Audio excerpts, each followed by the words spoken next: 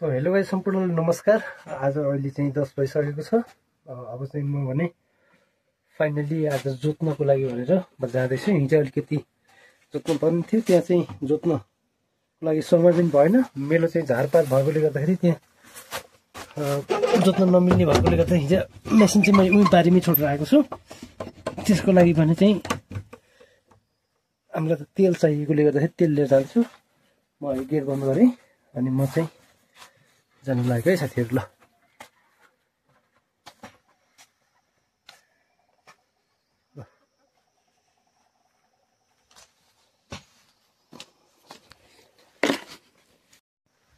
बिउ पनि बोकेर आइयो छ।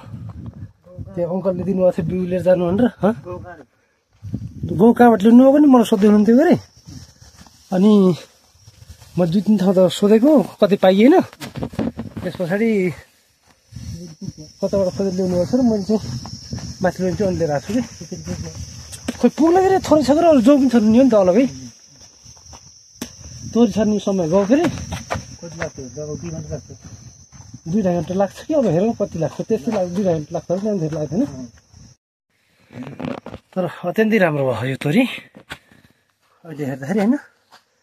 ल नि त सुन्तला पनि पालुवा त धेरै राम्रो फेरि नै हैन। ल हेर्नु टक्क है।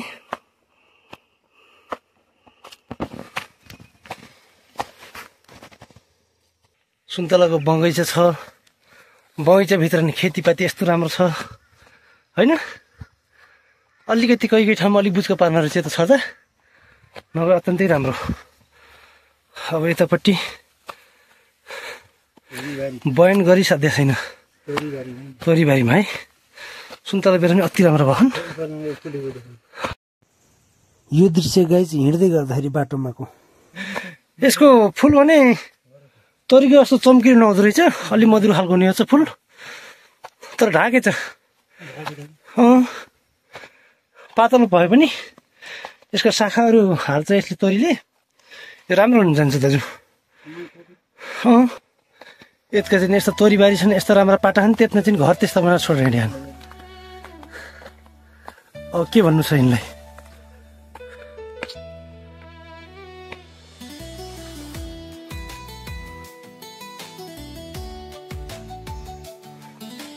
सधैँ सिधाले खाएर भ्याउँदैन यहाँ अहिले। यति राम्रो छ, गरे जे पनि हुने सम्भावना ठाउँ।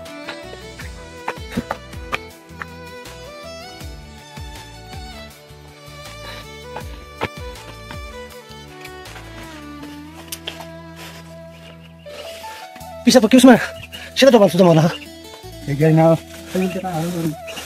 बर्खा जस्तो हुनु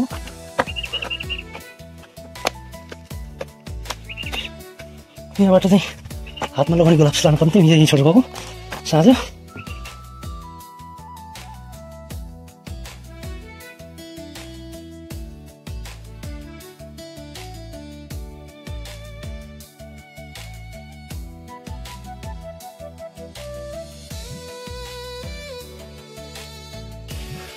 पिसा पक्यो उसमा सेता टपाल सुझाउ होला। बर्खा जस्तो हुनु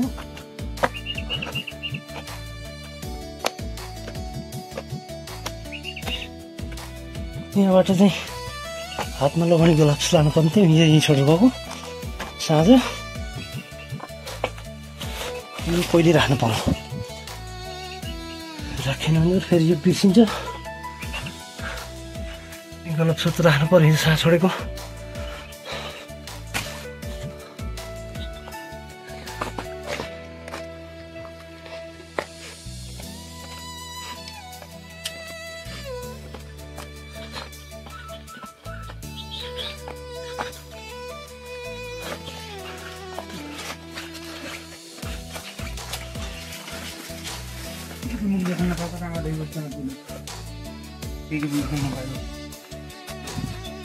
भैँसी त मोटाएर है सुँगुर जस्तै भनेछ। गोबर कचौडी खान्छ दिनमा 3-4 पल्ट। कचौडी त राम्रो हाल्छ चाहिँ अझै कस्यो छैन, अझै लाग्छ यसलाई बेहुनु त अझै 8-10 दिन लाग्छ कि। बच्चा मिट्ने हो कि 28 गते भन्नाले अझै एक हप्ता बाद निस्क्छ कि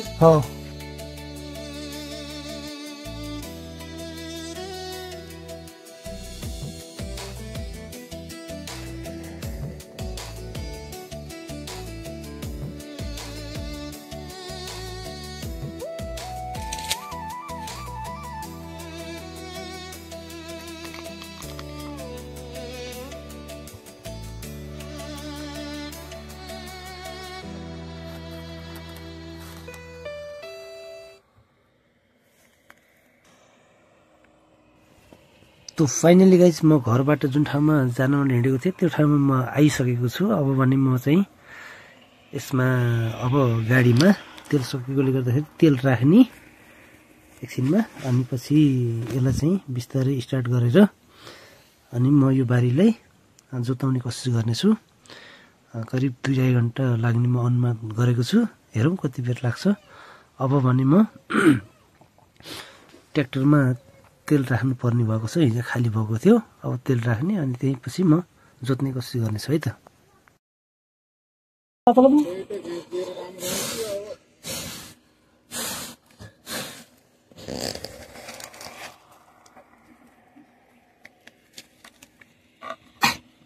के अड्का अहिले चिसो भयो होला।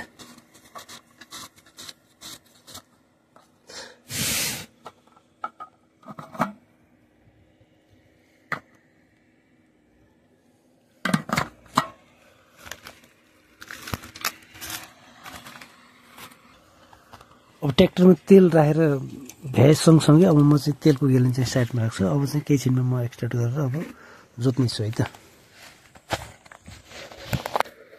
अब जोत्दै गरे पनि भयो त घरमा।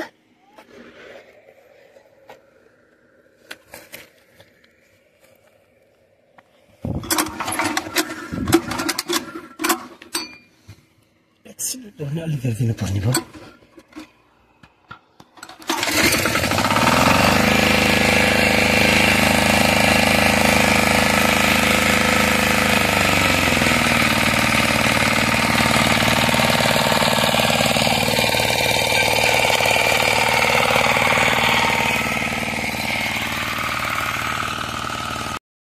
तो गाइज अब जोड्दा जोड्दै करिब 1.5 घन्टा भइसकेछ। अब चाहिँ अलिकति घाम भएकोले गर्दाखेरि बसेर हामी यसमा चाहिँ मौसम अनि बेलौती एकैछिन खाएर थोरै रेस्ट गर्ने। कन्टिन्यू जोत्नलाई अलिक गाह्रो हुन्छ यस हाते ट्र्याक्टर चाहिँ। एकछिन रेस्ट गर्ने अनि चाहिँ पुनः हामी चाहिँ चलाउनेछौँ।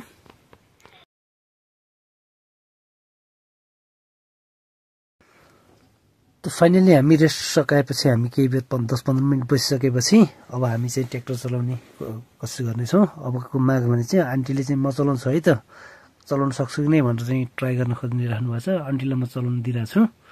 हेरौँ अब कतिको चलाउन चाहिँ सक्नुहुन्छ है त। ल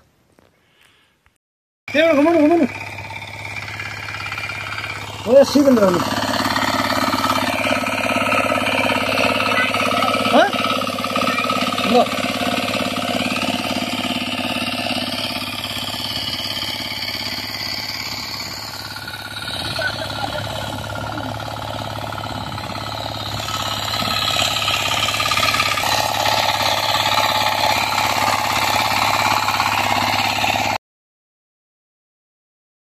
अब आन्टीले जोत्नुहुन्छ भनेर पर्खिराख्ने भने त यो नभइने भयो। त्यसैले म चाहिँ अब चलाउनु पर्ने भयो। एकैछिन यो बाँझो पनि छ अलिकति, यो सकाइसकेपछि एकैछिनमा अङ्कलले पनि म पनि चलाउँछु है भन्नुभएको छ। नयाँ नयाँ चिज होइन, गोरुले जोत्दै गरेको ठाउँ अहिले ट्र्याक्टर जोत्दा चाहिँ धेरै सहज हुने भएकोले गर्दाखेरि नयाँ अनुभव अङ्कलले पनि लिनु खोज्नु भएको छ त जस्तो साथीहरू है त। ल